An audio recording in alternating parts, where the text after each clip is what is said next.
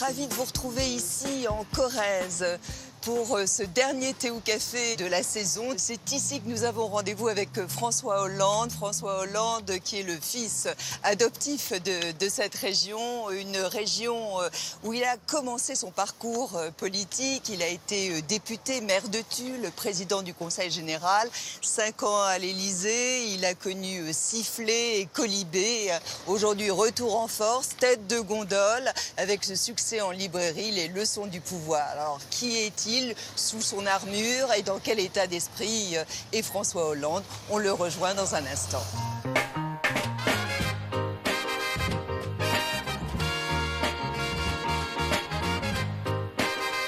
Bonjour François Hollande. Bonjour, bienvenue à Tulle. Merci beaucoup. Alors on avait prévu des parapluies. Pourquoi des parapluies? Quelle idée! Vous savez, l'homme de la malédiction, on le sait bien. Oui. Mais qui peut être une bénédiction pour certains sols. Pour les agriculteurs, Oui. notamment. Voilà. Donc, c'est vrai. Est-ce que vous êtes sensible, d'ailleurs, parce que vous êtes du mois d'août, est-ce que vous êtes sensible à la météo, à la lumière, au soleil? Ah oui, je préfère quand même Ah oui, tout de même. le beau temps que D'accord. la pluie et la grisaille. Mais la pluie fait partie quand même de notre univers. Et moi, quand j'ai reçu des gouttes de pluie dès le premier jour, elles étaient même des grêles. Hein, des trombes. Je ne m'en suis pas inquiété. Ça fait partie de ce que les saisons doivent produire. Mais Et dans comme ces cas-là, on peut rester stoïque? Il faut rester stoïque. Montrer qu'on est insensible.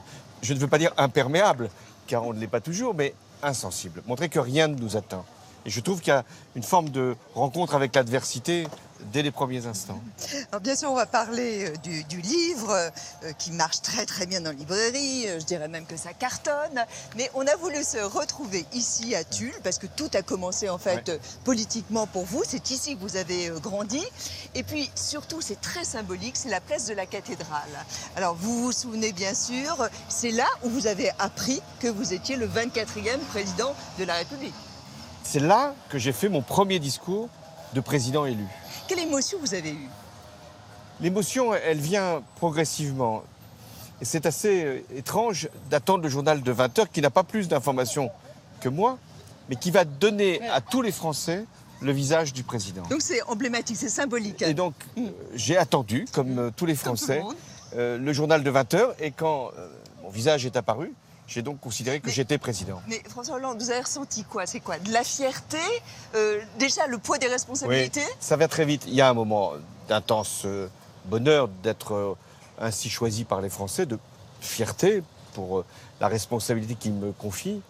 Mais tout de suite, la responsabilité vous arrive. La meilleure preuve, c'est que aussitôt proclamé par le journal de 20 heures, que je reçois un appel d'Angela Merkel, de Barack Obama, de David Cameron. Et donc, ça y est, c'est déjà les premières déclarations que je dois faire. Et c'est acté à l'international. Et c'est connu du monde entier. C'est ça. Et ensuite, je dois prononcer un discours.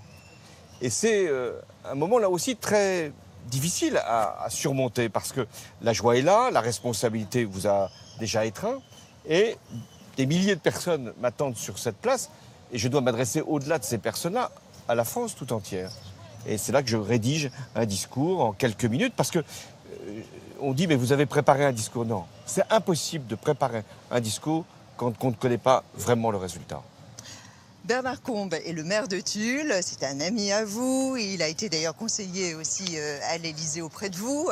Alors on est allé le voir et on lui a demandé lui ce qu'il a ressenti et comment il vous a perçu ce jour-là, le jour où... Alors, le jour où François Hollande a été élu président de la République, c'était donc le 6 mai 2012 et j'ai passé une grande partie de la journée à ses côtés. Il avait cette joie évidente parce que c'est immense comme réussite, mais c'était contenu. C'est pas quelqu'un qui saute au plafond, François. C'est quelqu'un qui ne livre pas ses sentiments de manière immédiate, bien au contraire. C'est-à-dire qu'il n'a pas d'excès, ni dans les joies, ni dans les peines, dans ce qu'il montre. Il peut être atteint par les situations, humainement, mais c'est quelqu'un qui est assez impassible du point de vue du visage. Mais enfin, la joie, ce jour-là, elle se lisait quand même assez nettement. C'est François Hollande qui est élu président de la République avec 51,9% des voix. Il y avait une très belle ambiance à Tulle depuis environ 17-18 heures où les gens commençaient à se rassembler place de la cathédrale, où on savait qu'il avait prévu de faire un petit discours avant de partir pour Paris. Merci la Corrèze, merci. Au revoir. Nous ne nous séparerons jamais. Nous ne nous séparerons jamais. Ça, je me souviens très bien de cette phrase. Et puis après, Jean-Paul Denanot a entamé une petite chanson et c'était très émouvant. Moi, ce que j'ai appris de lui, c'est que cette force intérieure, elle est immense et inébranlable. Associée à une santé quand même, je dirais de fer, c'est-à-dire que la fatigue se ressent assez peu chez lui. Il est capable de battre des dizaines d'heures de travail. Il sait qu'il est très bon. Et que s'il a fait parfois des erreurs dans l'exercice de ce pouvoir-là, il peut les analyser, il ne les dira pas forcément, mais il sait très bien, je crois, où ça a pu pécher, si ça a péché. La voix éraillée, c'est l'émotion? C'est l'émotion et la campagne. Parce que je sors de près de 3 mois, 4 mois même, de discours où il faut parfois forcer la voix parce qu'il y a une foule, il y a des hurrahs. Et je sais bien que je vais avoir d'autres discours à prononcer parce que je quitte Tulle vers 21h, 21h30 et j'arrive à Paris à 23h. À qui vous pensez à ce moment-là? Je pense, sur le plan intime, à mes parents. Ma mère était décédée depuis 3 ans et elle aurait attendu ce moment. Oui. Ça lui aurait fait grand bonheur, grand plaisir, grande fierté. Qu'est-ce qu'elle vous aurait dit? Qu'elle y a toujours cru. Ce qui était quand même elle un peu présomptueux. Ouais. Je pense à elle, j'appelle mon père. Et mon père, qui est un homme très retenu, me dit oh là là. Sans doute était-il lucide. Oui. Oh là là.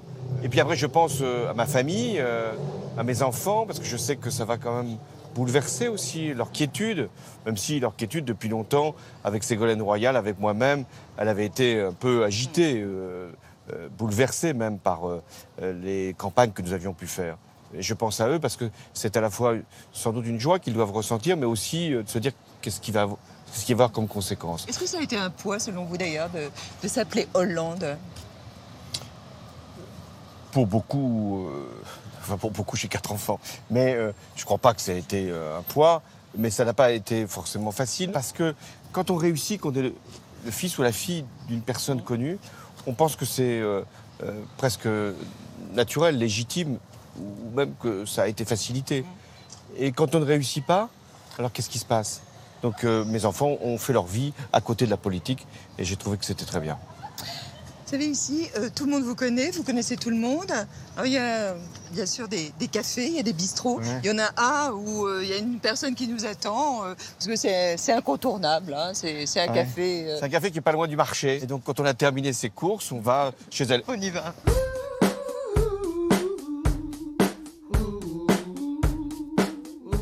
Qu'est-ce que vous diriez à ceux qui ne connaissent pas la Corrèze, pour les inciter à mieux connaître cette région de France? Elle est rude, elle se découvre progressivement. Il faut aller la chercher.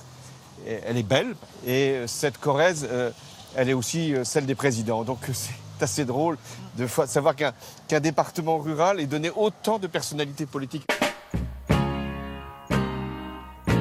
Nous y voilà. C'est bon, on va être en Corrèze.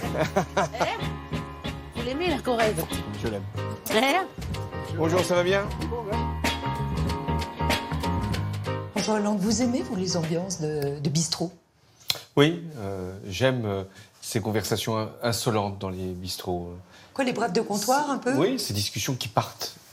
Ces patronnes de café qui vous disent tout de suite ce qu'elles pensent de vous, qui vous mettent ou mal à l'aise ou très à l'aise. Quand on vous observe, François Hollande, bien sûr, on connaît votre humour. Alors, vous dites que ce n'est pas une fuite. Est-ce que vous considérez que c'est une élégance? Moi, je trouve que l'humour fait partie de ce qu'est la vie, le sel de la vie. Et il doit avoir sa place. Mais les réparties, elles vous viennent comment?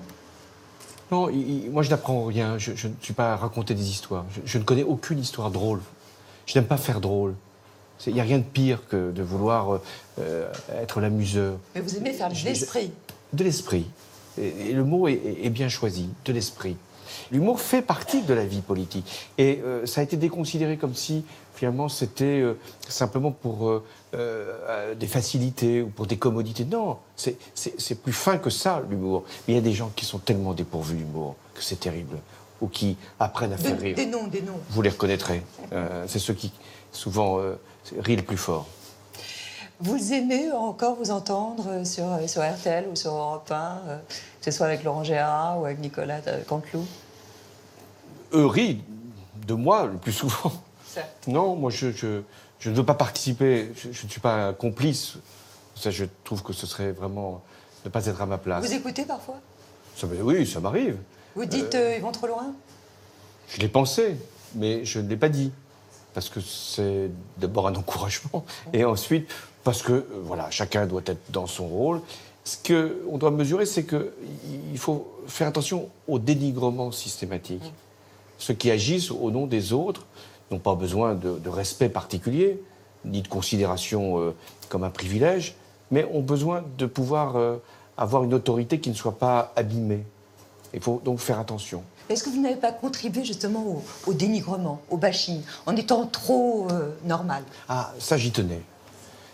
Est-ce que c'est pas une erreur? J'ai beaucoup réfléchi à ça. Je réprouvais tellement les excès, tellement les passions, tellement les manières de traiter de loin nos compatriotes ou de manière presque méprisante que je considérais qu'il était très important de garder ce caractère normal. Et dans les files d'attente de personnes nombreuses qui viennent pour obtenir une dédicace, je leur pose la question. Et ils me disent que nous avons retenu de votre présidence, c'est qu'elle était humaine. Et donc, je peut-être commis cette erreur. J'aurais dû dire une présidence humaine. Et non pas parce qu'elle normale. n'est pas normale. Il y a une personne que vous connaissez bien et qui vous suit depuis très longtemps ici, du journal La Montagne. Il s'appelle Alain Albinet. Alors, il a pris l'album photo depuis 88 jusqu'à quasiment aujourd'hui. Alors, c'est vraiment un parcours marquant à travers des photos. Regardez, et c'est assez surprenant. Quel parcours! La première photo de François Hollande en Corrèze a été prise à l'occasion des législatives de 1981. Il est arrivé sur la circonscription de Jacques Chirac et se présente là avec son look d'étudiant parisien. Il ne savait pas que du côté de Mitterrand, on avait dit de lui couper les vivres de façon à ce qu'il ne gêne pas la réélection de Jacques Chirac, puisque Jacques Chirac avait indirectement aidé François Mitterrand à accéder à la présidence de la République contre Valéry Giscard d'Estaing. Ça, c'est en 90 pour les vœux du Nouvel An.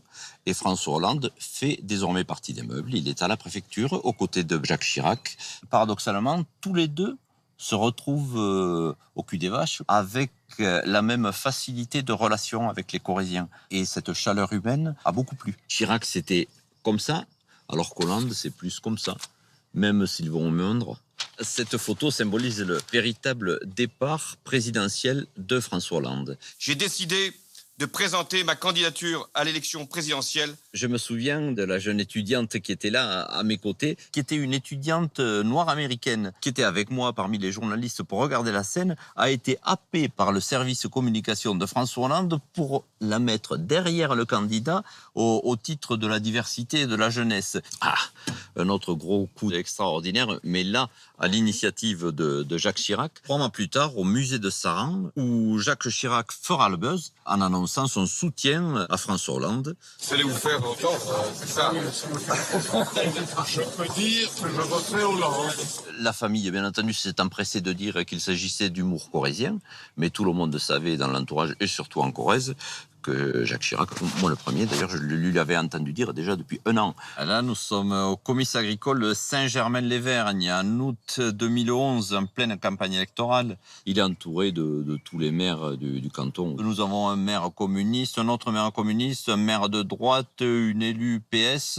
Et tout le monde aimait bien être dans le sillage de ce candidat, parce qu'il y avait toujours des bons mots. Et il y en avait tellement qu'un jour, je me rappelle, quelques-uns de ses conseillers lui ont dit « Mais François, il faudrait arrêter de dire des blagues parce que bientôt ça va se retourner contre toi. » Et lui-même, il prenait un malin plaisir Cette photo date du deuxième tour de la présidentielle de 2017.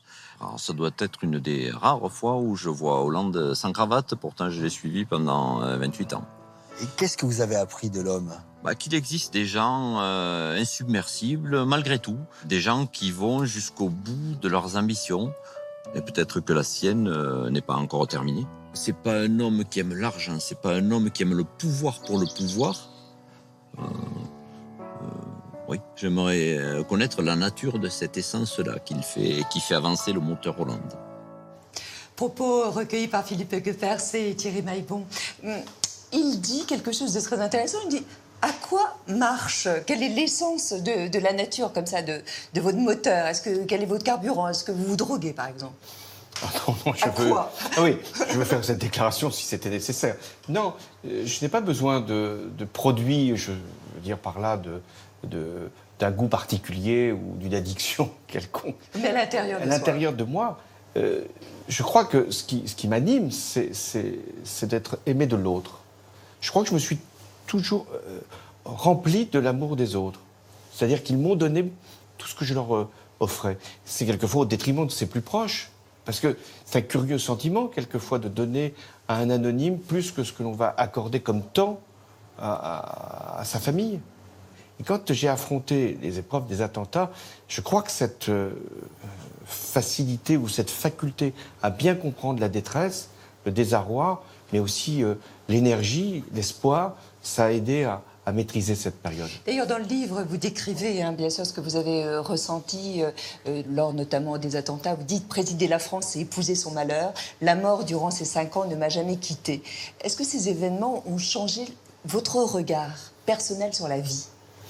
Oui, je pense que quand on vit des épreuves comme celle-là, quand on rencontre la mort de soldats que l'on envoie pour libérer un pays, le Mali, la Centrafrique, la Syrie, l'Irak. L'otage en Somalie. L'otage en Somalie, quand des hommes meurent, parce qu'on a décidé d'une opération, quand il y a des catastrophes, quand il y a des attentats provoqués par l'Air Algérie, ce sont des images terribles.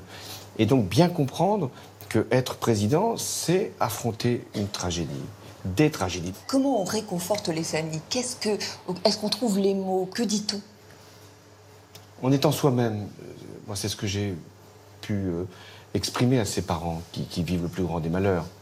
Un fils qui a été tué par un islamiste avec son épouse devant un de ses enfants. Que dire? Que dire sinon ce que l'on pourrait éprouver soi-même? Donc ce qui compte à ce moment-là, c'est d'abord de parler au nom de tous les Français, d'apporter cette solidarité, cette compassion, mais aussi de dire les mots que l'on attend dans cette période-là. Vous évoquiez ces dirigeants que vous avez vus durant ces 5 ans. Est-ce qu'il y en a une personnalité qui a été plus bienveillante envers vous à la fin de votre mandat, c'est-à-dire au moment où vous renoncez? Est-ce que quelqu'un vous appelle? Oui, Angela Merkel m'a appelé, parce que nous avions des liens forts, qui ont été d'ailleurs tissés au cours des épreuves, des événements. Au départ, nous étions de 2 familles politiques différentes, avec des positions qui n'étaient pas convergentes au départ. Nous avons appris à nous connaître, et elle a eu ce geste qui était, à la fin de mon quinquennat, de m'inviter à Berlin au restaurant pour parler de nous. Vous parlez de restaurant, là on est dans un café. Vous évoquez aussi dans ce livre que vous dînez, vous déjeunez évidemment beaucoup, et parfois vous dînez 2 fois dans la même soirée. Quel est le rapport justement à l'alimentation, à la nourriture dans pareil cas? Parce que vu de l'extérieur, on se dit mais à quoi servent ces repas, ces déjeuners, ces dîners? Est-ce qu'il y a une relation différente? La gastronomie, ça a toujours compté dans la diplomatie. Il y a des formules célèbres en disant, c'était, je crois, Talleyrand qui disait donnez-moi un bon chef et je vous ferai une bonne diplomatie. Alors après, vous évoquez des dîners, il y en a un effectivement où j'en ai fait 2 dans la même soirée, l'un avec Barack Obama, l'autre un souper avec Vladimir Poutine, parce que c'était la veille de la cérémonie du débarquement et nous étions dans une tension avec la Russie. Et autant avec Obama, nous étions tout à fait en ligne et en accord sur quasiment tout. Mais sauf sur la gastronomie. Autant Poutine, nous étions en désaccord pratiquement sur tout, sauf sur la gastronomie. Et ça aide? Ça aide, oui, parce que ça crée un moment de convivialité. Enfin, l'idée que grâce à un bon repas ou une bonne bouteille, on va régler les problèmes du monde, non. De même que je n'ai jamais pensé que la séduction, que le charme était un atout face à Donald Trump. On peut utiliser toutes les palettes de la séduction. Il reste les faits, les actes et le personnage. Vous parlez de séduction. Est-ce que vous aimez? Je vous ai dit, je m'aime à travers le regard des autres. Je n'ai aucun narcissisme. Pour moi, ce n'est pas la glace qui compte, c'est le regard. Et ensuite, je me sens valorisé à mesure que l'on me regarde avec attention, affection ou dénigrement. Mais sur le dénigrement, puisque j'en ai été victime, et c'était très injuste. Injuste, c'est une de magazine qui, avant même que je n'ai décidé quoi que ce soit, avait annoncé péremptoirement que j'allais faire fausse route.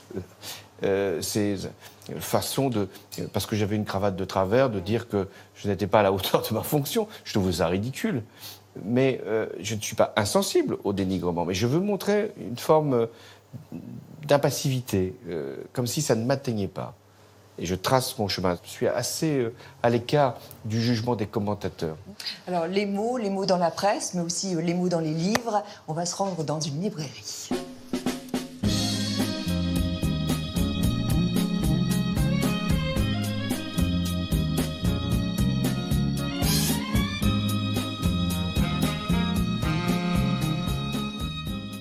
François Hollande, cette librairie, elle vous a accueilli pour la première signature de votre livre.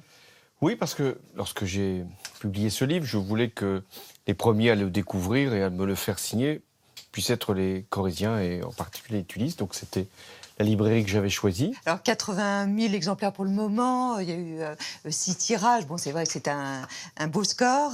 Alors Nicolas Sarkozy en a vendu 200 000. Oui, tout ancien président, Jacques Chirac, Nicolas Sarkozy, avait fait des livres de mémoire ou des livres de témoignages. C'était toujours un succès. Donc c'est pas ça qui m'a surpris. Ce qui m'a surpris, c'est que les lecteurs ou les électeurs aient voulu me rencontrer. Vous pensez que ce sont les mêmes? Pas toujours. Il y a des gens qui me disent qu'ils n'ont pas voté pour moi, d'autres qui me disent qu'ils ne sont pas de ma sensibilité, ou qu'ils n'ont jamais été, mais qui reconnaissent ce que j'ai fait ou tel geste que j'ai pu avoir, ou viennent me donner un regret ou une critique. L'échange est libre. Et ce qui est très important, c'est que je sois venu dans des villes qui n'ont pas forcément reçu des personnalités, en tout cas pas des présidents. Et vous arrivez de faire 2 librairies par jour? Oui, une le matin, une le soir, mais le plus souvent... C'est une tournée de rockstar. Un peu, oui. Mais je ne fais pas un spectacle, je ne délivre pas de discours. Je viens simplement parler. Et c'est ce geste-là qui, je crois, est le plus important. C'est jubilatoire, j'imagine, pour l'ancien président de la République que vous êtes. Vous avez quand même souffert du bashing, on le disait tout à l'heure, il y a eu des colibés. Est-ce que vous vous dites aussi, c'est une petite revanche qui m'accompagne? Vous dire que je ne suis pas mécontent que ceux qui ont porté des jugements péremptoires, y compris même sur le livre quand il est sorti, pensant que finalement, à quoi bon était-ce mon rôle de faire un livre aussitôt, et même d'aller le faire dédicacer dans un supermarché. Vous vous rendez compte quel abaissement de la fonction, quelle fonction. Et je n'ai jamais vu autant de monde dans ce centre commercial. Jusqu'à 2h du matin. De Plérin, jusqu'à 2h du matin. Donc voilà, c'est un esprit de témoignage. Un pied de nez aussi à vos fossoyeurs? Oui, de tous ceux qui pensaient que finalement ils s'étaient un peu trop vite débarrassés, non pas de mon quinquennat, ça chacun pourra le juger, mais de moi-même. Il y a des Corésiens qui sont habitués évidemment à vous voir, vous êtes familier pour eux. Alors c'est un peu comme un film, vous voyez, de Claude Sauté, c'est-à-dire il y a Eliane, il y a aussi Roger, il y a Jacques. Parole de Corésiens. Quand on part dans les pas de François Hollande en Corrèze, on s'arrête d'abord quai Baluse à Tulle. C'est là qu'il fait son marché depuis 30 ans. Enfin, pas pour remplir son panier, mais plutôt les urnes. Honnêtement, c'est pas un bon client. Il fait pas ses courses. Il serre la main à tout le monde, il est gentil, il discute. Public relation, comme on dit. C'est devenu un ami, on se tutoie, il passe derrière le banc. Des fois, il fait l'article, il fait la vente. Allez, messieurs, dames, allons-y. Vous voulez quoi et tout ça. Il est venu l'autre fois quand, donc avec sa compagne Valérie Trierweiler... pardon, excusez-moi. On la coupe, on la refait. Donc il est venu avec sa compagne Julie Gaillet. Et moi, je les ai servis comme des clients normaux, quoi. On a beaucoup glosé sur le président normal. C'est quelqu'un de normal. Ce qui l'intéressait, c'était la vie des gens. Comment ils vivaient, ce qui les préoccupait, leurs problèmes de retraite, leurs problèmes d'impôts. Et à 2 pas du marché, pour prendre le pouls de la ville, autre étape incontournable pour François Hollande, le café tenu par Eliane. Il s'est jamais pris au-dessus du peuple, au-dessus... Il sait peut-être ce qu'il a perdu. Ou alors il a été mal entouré. Peut-être pas assez méchant, pas assez de caractère. Mais on se refait pas. Trop bon, trop con. Il a changé quand il était à l'Élysée? Non, c'était toujours le même. Toujours aussi simple, toujours aussi abordable. Il est mieux, là. Il faut qu'il revienne se ressourcer. Ils vont l'avoir, sinon, à Paris. Il aurait peut-être mieux fait de rester président du Conseil général de la Corrèze. Non? Moi, je pense. Autre phénomène local, le ballon ovale et le Sporting Club de Tulle, dont François Hollande est un supporter idéal. Vous aimeriez le recruter maintenant qu'il a du temps? Ah oui, sûrement, parce que c'est un tacticien quand même. Un peu filou. Donc, je l'aurais bien mis à la mêlée. Il faut avoir l'œil un peu partout, une situation de jeu rapide, taquiner un petit peu l'adversaire, s'en aller juste au bon moment. Tout ce qu'il sait faire? Ouais, voilà. Le rugby n'est pas le seul sport national ici. Il y a aussi le casse-croûte. Alors direction Laguenne, près de Tulle. Bonjour. C'est là que chaque jour d'élection, François Hollande termine le tour des bureaux de vote, dans la cave de la mairie, avec ses compagnons de la première heure. Il aime le miassou, les tourtourillettes, le pâté de pommes de terre. On a donné une image de François Hollande très différente de ce qu'il est. Oui. Alors j'allais vous agresser, vous les médias, vous avez donné une caricature du personnage, je trouve. Il est comment en vrai alors? Quelqu'un d'agréable et convivial, très bosseur. Est-ce qu'il est aussi indécis qu'il le laisse paraître? Non. Il a une capacité d'analyse et de décision qui n'a pas été reconnue. Mais... Il s'est tranché? Ah oui. Alors il ne le fait pas dans la brutalité, au contraire, dans le respect des gens, mais il décide. Est-ce qu'il va revenir sur la scène politique? La politique, c'est sa vie, il ne l'a pas quittée, il n'a pas envie de la quitter, c'est sa drogue. En tout cas, quand il va voir les images là, de ce que vous allez passer dans la cave de la mairie de Laguenne, ça va lui faire envie. Ça va lui faire envie. Qu'est-ce que sont les farcidures? C'est une recette qui doit être secrète. Mais vous la connaissez? Je la connais, c'est des pommes de terre et du lard. Vous dire que c'est corporatif. C'est pour maigrir, je vous mentirais. Mais j'en ai mangé, comme vous l'imaginez, un certain nombre. Trop gentil? C'est souvent ce qu'on m'a dit. Trop bon, trop con. Oui. C'est ce que j'ai pu peut-être avoir comme relation avec ceux qui n'ont pas toujours été loyaux. Mais je pense que être gentil ne dispense pas d'être ferme. Être gentil, c'est quand même plutôt une bonne attitude. Être ferme, c'est nécessaire. Mais est-ce qu'il faut être tueur? Est-ce que vous n'avez pas été assez? Beaucoup de ceux qui m'ont fréquenté ont pensé même que je les avais éliminés. Donc souvent même, c'est à ceux que vous avez donné le plus qui vous en veulent le plus. L'ingratitude, c'est une formule que je n'utilise pas à l'égard des électeurs. Le peuple a le droit d'être ingrat, de ne pas reconnaître ce qui a été fait pour lui. C'est son droit. C'est le suffrage universel. En revanche, c'est ceux qui représentent les Français et à qui on a donné cette chance formidable d'agir au nom des autres et d'être au gouvernement ou au Parlement. Ceux-là n'ont pas le droit d'être ingrats. Là, vous évoquez le président Macron? Non, j'évoque tous ceux qui ont beaucoup reçu et ont vite oublié qu'ils avaient reçu, qui ont toujours eu une chance. Moi, j'ai eu de la chance. François Mitterrand, Lionel Jospin m'ont permis d'être ce que je suis. On n'a pas besoin d'éliminer les autres pour être soi-même. On a besoin, au contraire, d'agir avec les autres. Cet esprit collectif, il a manqué.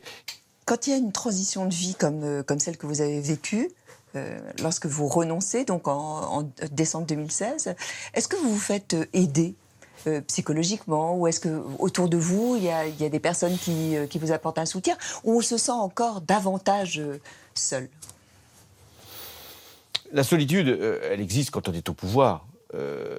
parce que quand il faut prendre des décisions, c'est le président de la République et, j'allais dire, lui seul qui, en dernier ressort, Et quand on le tranche. quitte? Quand on quitte, on a aussi ce sentiment de solitude, mais pour une autre raison. C'est-à-dire qu'on n'a plus l'environnement, des conseillers autour de vous, une majorité. On quitte la scène. Et on ne quitte pas simplement l'Élysée. On quitte une vie qui a été celle d'une responsabilité, mais aussi d'un engagement qui nous a conduits là. Donc j'ai eu pendant plusieurs jours ce sentiment. Il s'est trouvé, c'est un malheur, que j'ai perdu mon frère 2 jours après que j'ai quitté l'Élysée. Et à ce moment-là, j'ai considéré que ce qui devait être fait était par rapport à celui qui partait vraiment, mon frère, et que moi, je devais poursuivre ma vie. Vous croyez en la hiérarchie Oui. des valeurs? Je pense que les affaires personnelles, les malheurs personnels doivent l'emporter sur des difficultés politiques. Votre fondation La France s'engage. Vous avez tweeté d'ailleurs pour dire aussi que vous souteniez une fondation de femmes. Oui, parce que la fondation que j'ai créée, qui faisait suite à un chantier que j'avais lancé comme président, vise à soutenir toutes les initiatives qui marquent de l'engagement. Et la Fondation des femmes, c'est de l'engagement. L'engagement pour défendre des femmes qui peuvent avoir été humiliées, agressées ou discriminées dans leur travail. Mais, ce qui existe aussi en politique. Bien sûr. Et beaucoup de femmes politiques. Je me souviens de ce que Ségolène Royal a subi lorsqu'elle était candidate. Il y a beaucoup aussi de femmes qui, dans leur travail, de manière anonyme, souffrent. Et c'est celle-là qu'il faut aller soutenir. Et c'est pour ça que cette fondation mérite que l'on puisse l'aider. Et moi, j'ai fait en sorte que nous puissions nouer entre nos 2 initiatives une relation. Est-ce que vous pensez, vous êtes toujours bien comporté avec les femmes? C'est une question douloureuse, parce que les séparations sont douloureuses. Moi, j'avais, avec Ségolène Royal, 4 enfants, donc c'était une séparation qui a été, pour nous 2, difficile, dont je porte la responsabilité. Avec Valérie Trierweiler, j'ai moi-même quitté, et donc c'était douloureux. Aujourd'hui, je pense que je suis, comme chacun sait, avec Julie Gaillet, et que j'essaye d'être le plus respectueux, comme je l'ai été. Mais la vie, elle n'est jamais écrite. On dit souvent que les hommes sont lâches. Oui, c'est possible, mais se séparer n'est pas preuve de courage pour autant. C'est renoncer? C'est une partie de sa vie qui s'efface d'un seul coup. Mais que moi, je considère qu'il ne faut rien oublier. Qu'est-ce que l'âge vous a apporté? De la sagesse, je ne crois pas, parce que j'en ai toujours eu. Cette espèce de relativité du temps. Savoir qu'il y a des choses importantes qui méritent d'être considérées, puis des choses futiles. Et il faut, quand on est jeune, on pense que les choses futiles méritent d'être traitées. Non, il faut les écarter. Et qu'est-ce que l'âge vous retire? Du temps. Et c'est ce qui est le plus précieux, le temps. J'ai jamais accepté la formule qui était pourtant tout à fait fine de François Mitterrand, parce que ça signifiait aussi qu'il n'y a pas non plus raison de s'empresser, laisser du temps au temps. Non, on n'a pas de temps. On n'a jamais de temps. Un quinquennat, c'est court. Une vie, c'est bref. Donc, il faut vraiment que chaque seconde soit utile. Je me suis toujours dit ça. Votre père dit toujours, c'était un monsieur très âgé, il a quel âge? 95 ans. 15 ans. Il vit à Cannes. Vous savourez cette longévité avec votre père et vous aimeriez avoir cette même longévité? Je ne sais pas si ça se transmet, mais mon grand-père paternel a vécu également plus de 95 ans. Donc de ce côté-là, je suis optimiste. Mais du côté de ma mère, on vivait moins longtemps. D'abord ma mère, mais aussi sa propre mère. Donc j'essaye de faire des moyennes. Je me dis que il faut penser que la vie, elle n'est pas éternelle. Vous savez, peut-être que c'est ce qui s'est produit quand j'ai quitté l'Élysée. C'est ce sentiment qu'il n'y a pas d'éternité.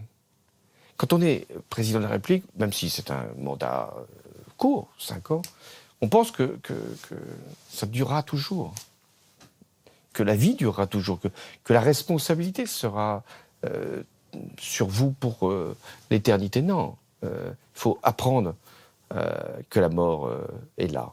Et non pas pour en avoir peur, mais pour savourer la vie. C'est en connaissant la mort qu'on aime la vie. Moi, j'aime la vie. Et vous n'avez pas peur? Vous pensez qu'il y a une suite? Non, c'est parce que je n'ai aucune information sur la suite que je prends toutes mes dispositions. Et vous aimez pour le ce moment. mystère? Non, je ne suis pas dans la recherche du mystère. La vie est tellement simple quand on veut ne pas la compliquer qu'il faut la prendre et ne pas la lâcher. C'est en agrippant la vie qu'on peut éventuellement repousser la mort. Vous savez, dans l'émission, il y a un dos à dos, mais je vais vous poser des questions telles le dos à dos, c'est-à-dire vous me répondez du tac au tac. Est-ce que vous auriez aimé être une femme? J'aurais aimé avoir une sœur. Ça vous a manqué? Oui. Qu'est-ce que vous feriez si vous étiez une femme le temps d'une journée? Je rencontrerais un homme, je pense. Et vous le séduiriez? Je ne sais pas, mais j'essaierai de savoir qu'est-ce que ça fait de ce côté-là. Vous préféreriez une vérité qui fait mal ou un mensonge qui console? Non, il faut affronter la vérité. Est-ce qu'il faut toujours dire tout le temps la vérité dans les relations personnelles? Peut-être pas. Le défaut dont vous aimeriez vous débarrasser, François Hollande? La gourmandise. Et le numéro qui est dans votre smartphone et qui nous ferait pâlir de jalousie? Le mien. Et maintenant, terminez, s'il vous plaît, l'anaphore. Moi, ancien président. Moi, ancien président, je continuerai à aimer la France et les gens. Moi, ancien président, je continuerai à lire, à comprendre, à analyser et à partager mes propositions, mes sentiments. Moi, ancien président, je continuerai à faire le tour de France. Et moi, ancien président, j'essaierai d'être conforme à ce que j'ai été comme président. Merci beaucoup. Merci à vous. C'était la 4e fois que nous rencontrions. Oui, j'espère qu'il y en aura une 5e. Thé au café. Pas sûr. L'avenir le dira. Voilà, mais l'avenir est pour vous. Merci beaucoup.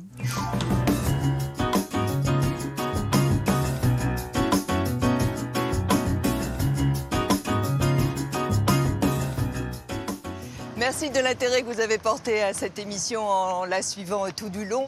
Demain, c'est un florilège, des moments marquants de la saison. Il y aura du rire, du sourire, de l'émotion aussi. On dansera, on chantera. Enfin, la vie sur le plateau de Thé au Café. Portez-vous bien. Merci de votre confiance, de votre fidélité. On se retrouve demain pour la dernière émission, encore une fois, de la saison. Et puis, on se retrouvera pour quelques numéros exceptionnels à la rentrée. Merci. Et à demain. Passez une très bonne journée.